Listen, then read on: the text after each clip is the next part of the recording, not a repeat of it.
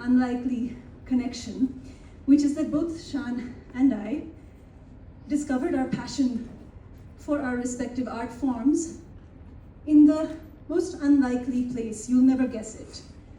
It wasn't Kuchipudi village. It wasn't Nathadwara. It was in Maryland in the US. Because I grew up in the US, and like all good NRI parents, my mother also was looking for a good dance teacher to teach her girls some grace and culture. And she found Anuradha Nehru, who was teaching, it happened to be Kuchipudi. And so she put us in the class, and little did she know that it would become something I did for now most of my life. And similarly for Shan. I had gone there to study business and economics. And when I went, my grandmother gave me a small swaroop of Laddu Gopal that I said, what am I supposed to do with this? And she said, when you're lonely or when you need something, you should just keep Laddu Gopal with you. And that's how at 18, when I was 18, I was handed over Laddu Gopal, and I kept him by my bedside. But I can't do anything without fully getting into it or knowing about it. So I started reading up. And surprisingly, the library at my university had many books on Pushti Marg and Srinathji and Pichwais. And I kind of started reading and learning and really gotten into the whole seva of Srinathji at that time. So, the way we come upon the arts is can be varied, and really the arts are for everybody. As you can see, neither Shan nor I are from families of not a Vaishnav. Not Vaishnavs. I come from a Bengali family of academics and bureaucrats. Nobody is an artist, so it just happened. But some of us are lucky to be born into families of artists, and we have Hrishikesh, who is the son of Pandit Ronu Majumdar, who's grown up with the flute, always. So regarding this, I want to share a small story regarding how I came into music.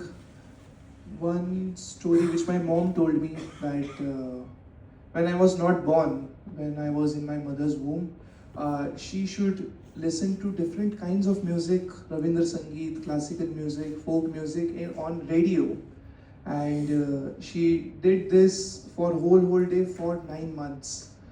So I believe that has really nurtured me in learning music and my musical knowledge. One more interesting story which my dad told me, that when I was 3 years old, dad was playing flute and I was just sitting beside him. So as a kid, I'm still a kid, but 3 years old kid. Sorry.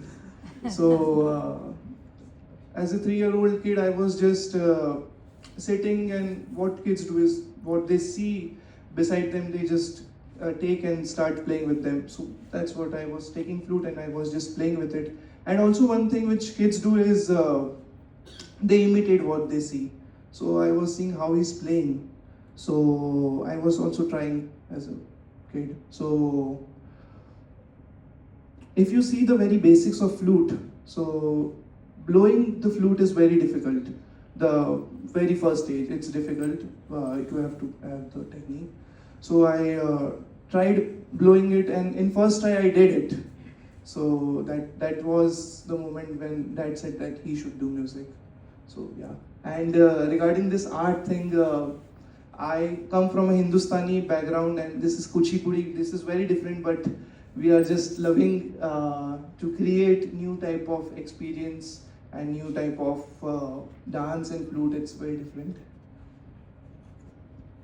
So the reason we wanted to share this with you a little bit is because the call of the flute for us was not just about Krishna's flute, but also this call towards some kind of purpose, towards music or dance or painting, this uncontrollable urge to follow a passion.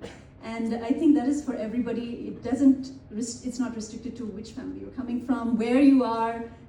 Sometimes it just calls you, and to follow that is very important and very fulfilling. I want to just finish with one more piece, which connected so well with one of the paintings that Shan has created on Savan.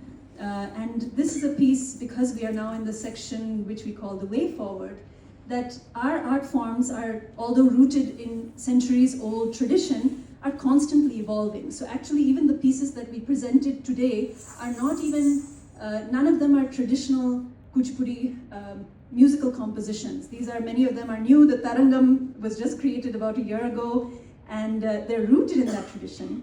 But these are constantly evolving, and the next piece I want to present is a piece that I made, a Tilana, which combines my Bengali heritage with my Kuchipudi training. And this is a Carnatic Tilana in Rag Desh with Rabindranath Tagore's verses, Esho Shyamala Sundaro.